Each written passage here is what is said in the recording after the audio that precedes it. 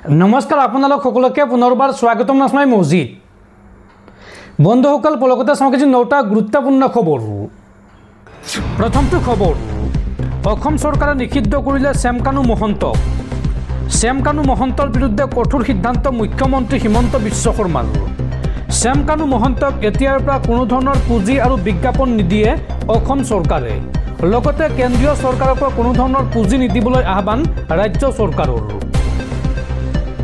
শ্যামকানু মহন্তৰ বিৰুদ্ধে কঠোৰ সিদ্ধান্ত মুখ্যমন্ত্ৰী হিমন্ত বিশ্ব শৰ্মাৰ অসম চৰকাৰে নিষিদ্ধ কৰিলে শ্যামকানু মহন্তক অসমত এতিয়াৰ পৰা কোনো ধৰণৰ অনুষ্ঠান কৰিব নোৱাৰিব শ্যামকানু মহন্তক কোনো ধৰণৰ পুঁজি আৰু বিজ্ঞাপন নিদিয়ে চৰকাৰে লগতে কেন্দ্ৰীয় চৰকাৰৰ পৰা কোনো ধৰণৰ পুঁজি নিদিবলৈ আহ্বান ৰাজ্য চৰকাৰৰ শ্যামকানু মহন্তৰ সৈতে জড়িত সকলো অনুষ্ঠানত অসমত ব্লেকলিষ্টেড ঘোষণা শ্যামকানু মহন্তৰ বিৰুদ্ধে এইদৰে কঠোৰ সিদ্ধান্ত মুখ্যমন্ত্ৰী হিমন্ত বিশ্ব শৰ্মাৰ জুবিন গাৰ্গৰ মৃত্যুৰ পিছতে এই সিদ্ধান্ত গ্ৰহণ কৰিছে অসম চৰকাৰে পৰৱৰ্তী খবৰ জুবিন গাৰ্গৰ চিতাৰ জুই নুমাল কিন্তু এতিয়াও নুমুৱা নাই অসমীয়াৰ বুকুৰ জুই কেমেৰাৰ সন্মুখতে ধৰা পৰিছিল মেনেজাৰ সিদ্ধাৰ্থ শৰ্মাৰ চৰম অৱহেলা আৰু এতিয়া সকলোকে চুচুৰাই আনি জেৰা কৰিলেহে শান্তি পাব অসমীয়াই জুবিন গাৰ্গৰ চিতাৰ জুই নুমাল কিন্তু এতিয়াও নুমুৱা নাই অসমীয়াৰ বুকুৰ জুই ক্ৰমাৎ বাঢ়ি অহা জুইৰ পৰা সকলোকে ঢেই পুৰিহে মাৰিছে মৃত্যু খেলা কৰা নৰাধম কেইটাই নিজেই ৰেকৰ্ড কৰিছিল ভিডিঅ' ধাৰাবাহিকৰ দৰে খণ্ডকৈ এতিয়া ওলাই পৰিছে ভয়ংকৰ ঘটনাটোৰ ভিডিঅ' সকলোকে চুচুৰাই আনি জেৰা কৰিলেহে শান্তি পাব অসমীয়াই উল্লেখযোগ্য যে এই ঘটনাস্থলীত আছিল সিদ্ধাৰ্থ শৰ্মা শেখৰ গোস্বামী সন্দীপন গাৰ্গ ঘটনাস্থলীত আছিল দেৱজিৎ হাজৰিকা সিদ্ধাৰ্থ বৰা পৰীক্ষিত শৰ্মা লগতে ৱাজিদ আহমেদ ৰিপ কমল শইকীয়া আৰু তন্ময় ফুকনো আছিল এই ঘটনাস্থলীত কেমেৰাৰ সন্মুখতে ধৰা পৰিছিল মেনেজাৰ সিদ্ধাৰ্থ শৰ্মাৰ চৰম অৱহেলা অনুৰোধ কৰাৰ পিছতো জুবিনৰ ওচৰলৈ যোৱাত মানা কৰিছিল মেনেজাৰে লাইফ জেকেট নোহোৱাকৈ সাঁতোৰাৰ সময়ত এজনে ওচৰলৈ যাব কৈছিল সিদ্ধাৰ্থক আৰু সেই সময়ত হাত জোকাৰি মানা কৰে সিদ্ধাৰ্থই ভিডিঅ'টো চালে স্পষ্টভাৱে ওলাই পৰে মেনেজাৰ সিদ্ধাৰ্থৰ অৱহেলা আৰু এতিয়া লক্ষণীয় হ'ব তদন্ত কি পৰ্যায়ত যায় দুখীয়ে শাস্তি পায় নে নাপায়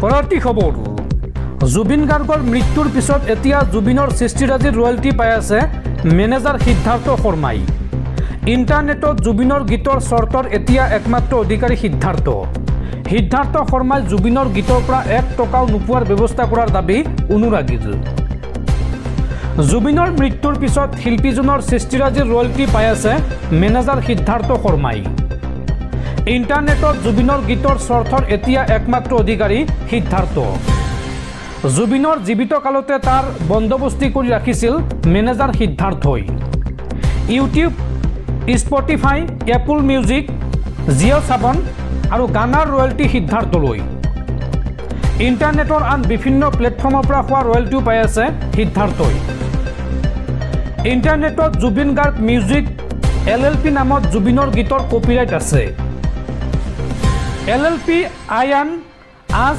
5718 নম্বৰত আছে অনলাইন অনুজ্ঞাপত্ৰ আৰু তাৰেই ডেজিগনেটেড ডিৰেক্টৰ হিচাপে আছে দুজন এজন জুবিন গাৰ্গ আৰু আনজন মেনেজাৰ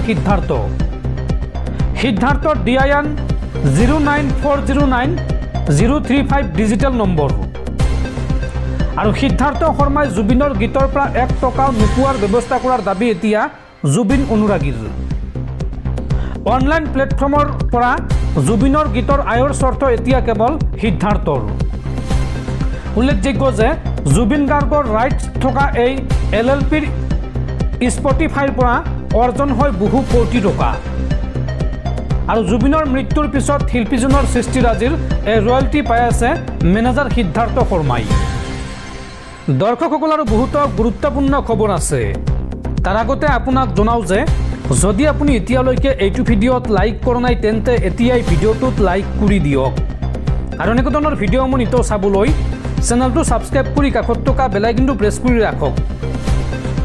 পৰৱৰ্তী খবৰ, অসম আৰক্ষীৰ একশ্যন আৰম্ভ। জুবিন গাৰ্গৰ মৃত্যু সন্দৰ্ভত নিজৰ ছাফাই গাবলৈ প্ৰাগ নিউজৰ CMD সঞ্জীৱ নাৰায়ণে আয়োজন কৰিছিল সংবাদ মেল, কিন্তু আৰক্ষীয়ে বন্ধ কৰিলে সঞ্জীৱ নাৰায়ণৰ সংবাদ মেল। শ্যামকানু মহন্তৰ পিছত এইবাৰ আৰক্ষীৰ ৰাডাৰত সঞ্জীৱ নাৰায়ণ। নিজৰ ছাফাই গাবলৈ প্ৰাগ নিউজৰ CMD সঞ্জীৱ নাৰায়ণে আয়োজন কৰিছিল সংবাদ মেল, কিন্তু সঞ্জীৱ নাৰায়ণৰ সংবাদ মেলত আৰক্ষীৰ নিষেধাজ্ঞা জাৰি। 3 বজাত সঞ্জীৱ নাৰায়ণে আয়োজন কৰিছিল সংবাদ মেল। ছিংগাপুৰৰ নৰ্থ ইষ্ট ফেষ্টিভেললৈ গৈছিল সঞ্জীৱ নাৰায়ণ আৰু বঙাইগাঁৱত সঞ্জীৱ নাৰায়ণৰ বিৰুদ্ধে দাখিল কৰিছিল এজাহাৰ। CIDয়েও ৰুজু কৰিছে এই গোচৰ আৰু এতিয়া ৰাজ্যজুৰি সঞ্জীৱ নাৰায়ণক গ্ৰেপ্তাৰৰ দাবী। পৰৱৰ্তী খবৰ, জুবিন গাৰ্গৰ মৃত্যুৰ তদন্ত বিচাৰি গুৱাহাটী উচ্চ ন্যায়ালয়ত PIL দাখিল। গুৱাহাটী উচ্চ ন্যায়ালয়ত PIL দাখিল অধিবক্তা সন্দীপ চমৰীয়াৰ আৰু অহা 10 নৱেম্বৰত গুৱাহাটী উচ্চ ন্যায়ালয়ে গ্ৰহণ কৰিব এই PILৰ শুনানি। পৰৱৰ্তী খবৰ, জুবিন গাৰ্গৰ মৃত্যুৰ পিছতে গহপুৰৰ পুৰুববাৰীত জুবিন অনুৰাগীৰ মৃত্যু। জুবিনৰ অন্ত্যেষ্টিক্ৰিয়াৰ পিছতে শোকত ভাগি পৰিছিল পাৰ্থ বৰকটকী নামৰ এইগৰাকী জুবিন অনুৰাগী আৰু শোকত ম্ৰিয়মান হৈ হৃদক্ৰিয়া বন্ধ হৈ পৰে যুৱকজনৰ। জুবিনক অত্যাধিক ভাল পাইছিল যুৱকজনে। ঘৰৰ সকলো ঠাইতে ৰাখিছিল কেৱল জুবিন গাৰ্গৰ ফটো আৰু জুবিন গাৰ্গৰ মৃত্যুৰ পিছতে হৃদক্ৰিয়া বন্ধ হৈ মৃত্যু হৈছে এইগৰাকী যুৱকৰ। পৰৱৰ্তী খবৰ, জুবিন গাৰ্গৰ মৃত্যুৰ গোচৰৰ তদন্ত আৰম্ভ। CIDৰ 4জনীয়া দল আৰম্ভ কৰিছে তদন্ত আৰু CIDৰ এই দলটোত আছে এজন অতিৰিক্ত আৰক্ষী অধীক্ষক, এজন DSP আৰু 2জন পৰিদৰ্শক। অসম আৰক্ষীৰ অপৰাধ অনুসন্ধান শাখাত ৰুজু হোৱা 18/2025 নম্বৰৰ গোচৰৰ তদন্ত আৰম্ভ কৰিছে CIDয়ে। পৰৱৰ্তী খবৰ, দীঘলীয়া অভিনয় জীৱনত প্ৰথমটো ৰাষ্ট্ৰীয় বঁটা লাভ বলিউড বাদশাহ শ্বাহৰুখ খানৰ। দিল্লীৰ বিজ্ঞান ভৱনত অনুষ্ঠিত হৈ যায় 71তম ৰাষ্ট্ৰীয় চলচ্চিত্ৰ বঁটা প্ৰদান অনুষ্ঠান। দেশজুৰি বহুল প্ৰতীক্ষিত এই অনুষ্ঠানত বলিউডৰ বাদশাহ শ্বাহৰুখ খান আৰু অভিনেতা বিক্ৰান্ত মেছিক শ্ৰেষ্ঠ অভিনেতাৰ ৰাষ্ট্ৰীয় বঁটাৰে সন্মানিত কৰা হয়।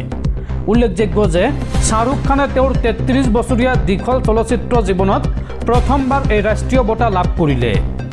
শ্বাহৰুখ খানে জৱান চলচ্চিত্ৰৰ বাবে এই বঁটা অৰ্জন কৰে। লগতে বিক্ৰান্ত মেছিয়েও প্ৰথমবাৰৰ বাবে 12 ফেইল চলচ্চিত্ৰৰ বাবে এই ৰাষ্ট্ৰীয় বঁটা লাভ কৰে। উল্লেখযোগ্য যে 2023 চনৰ অক্টোবৰ মাহত মুক্তি পোৱা 12 ফেইল ছবিখনে দৰ্শকৰ পৰা ব্যাপক প্ৰশংসা লাভ কৰিছিল আৰু শ্ৰেষ্ঠ ফিচাৰ ফিল্ম বঁটা অৰ্জন কৰে। আনহাতে এটলি পৰিচালিত শ্বাহৰুখৰ জৱান বক্স অফিচত অভিলেখ কৰে। ভাৰতত এই ছবিখনে 640 কোটি টকা আৰু বিশ্বজুৰি সৰ্বমুঠ 1160 কোটি টকা উপাৰ্জন কৰে। 12 ফেইল ছবিখন যদিও মাত্ৰ 20-25 কোটি টকাৰ বাজেটত নিৰ্মিত হৈছিল, তথাপিও বিশ্বজুৰি 70 কোটি টকা উপাৰ্জন কৰি বৃহৎ সফলতা লাভ কৰে। পৰৱৰ্তী খবৰ, কি হ'ল জুবিন গাৰ্গৰ মৃত্যু সন্দৰ্ভত ৰুজু হোৱা গোচৰ। গামোচাৰে মুখ ঢাকি জনচক্ষুত ধূলি দি জুবিন গাৰ্গৰ অন্ত্যেষ্টিক্ৰিয়াত সিদ্ধাৰ্থ শৰ্মা। জুবিন গাৰ্গৰ লগত থকাসকল আৰু নৰ্থ ইষ্ট ফেষ্টিভেলৰ আয়োজকৰ গাফিলতিৰ বাবেই ছিংগাপুৰৰ সাগৰত জুবিন গাৰ্গৰ মৃত্যু হোৱা বুলি চৌদিশে অভিযোগ উত্থাপন হৈছে আৰু এই অভিযোগ উত্থাপন কৰি জুবিন গাৰ্গৰ মেনেজাৰ সিদ্ধাৰ্থ শৰ্মা আৰু শ্যামকানু মহন্তকে আদি কৰি কেইবাজনো ব্যক্তিৰ বিৰুদ্ধে ৰাজ্যৰ প্ৰায় 60খন থানাত এজাহাৰ দাখিল কৰা হৈছে। জুবিন গাৰ্গৰ গুণমুগ্ধসকলে তেওঁলোকক গ্ৰেপ্তাৰ কৰি তদন্তৰ দাবী জনাইছে আৰু ইয়াৰ মাজতে বহু লোকে শ্যামকানু মহন্ত আৰু সিদ্ধাৰ্থ শৰ্মাক ৰাইজৰ হাতত গতাই দিবলৈ দাবী জনাইছে। ৰাইজৰ এই জোৰদাৰ দাবীৰ পিছত হিমন্ত বিশ্ব শৰ্মাই CIDক জুবিন গাৰ্গৰ মৃত্যুৰ তদন্তৰ দায়িত্ব অৰ্পণ কৰে। লগতে অভিযোগ উত্থাপন হোৱা সকলোকে গ্ৰেপ্তাৰ কৰি জেৰা আৰু তদন্তৰ আশ্বাস দিয়ে। এই সকলো কথা বতৰা ৰাইজৰ ক্ষোভ, সন্দেহ আৰু ৰহস্যৰ মাজতে মঙলবাৰে সোণাপুৰৰ হাতীমূৰাত জুবিন গাৰ্গৰ অন্ত্যেষ্টিক্ৰিয়া পৰ্বত VIP লোকৰ লগত দেখা যায় জুবিন গাৰ্গৰ মেনেজাৰ সিদ্ধাৰ্থ শৰ্মাক। গামোচাৰে মুখ ঢাকি জনচক্ষুত ধূলি দি হিমন্ত বিশ্ব শৰ্মা আৰক্ষী সঞ্চালক প্ৰধান আদিৰ উপস্থিতিত তাত উপস্থিত থাকে সিদ্ধাৰ্থ শৰ্মা।